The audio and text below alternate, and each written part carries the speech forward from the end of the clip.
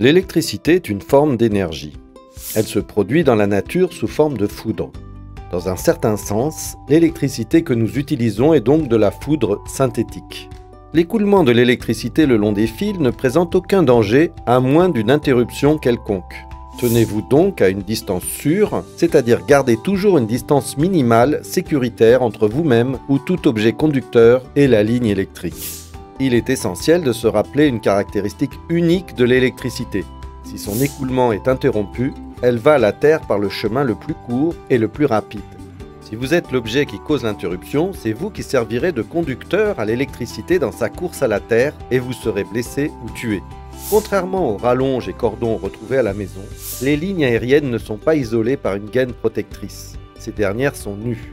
La plupart des accidents électriques se produisent quand les gens entrent en contact avec les lignes aériennes. Si vous les touchez avec un cerf-volant, une échelle, une grue, un tuyau d'irrigation ou une antenne de télévision, le courant ira à la terre en passant par l'objet et votre corps, causant des blessures ou la mort. On assiste de plus en plus à l'occupation anarchique des emprises des ouvrages électriques. Une emprise de ligne de transport est une bande de terrain qui permet l'installation, l'exploitation, l'entretien et la réparation des lignes de transport aériennes ou souterraines. La largeur des emprises varie notamment selon la tension.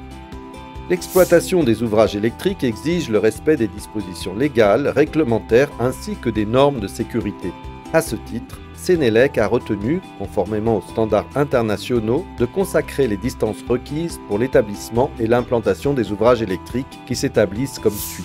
En agglomération, ligne aérienne, installation en moyenne tension, une distance de 3,5 mètres de part et d'autre de la phase externe de la ligne.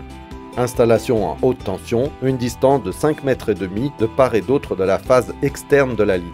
Ligne souterraine, toute catégorie, une distance de 2,5 mètres ou plus de part et d'autre de l'axe de la ligne souterraine suivant les techniques d'enfouissement. Hors agglomération, ligne aérienne, installation en moyenne tension, une distance de 5,5 mètres de part et d'autre de la phase externe de la ligne. Installation en haute tension, une distance de 10 mètres de part et d'autre de la phase externe de la ligne.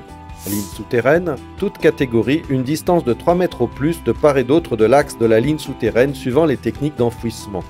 Les lignes électriques aériennes à haute tension ne sont pas isolées. La violation des distances minimales des fils électriques aériens pourrait occasionner des blessures graves ou la mort.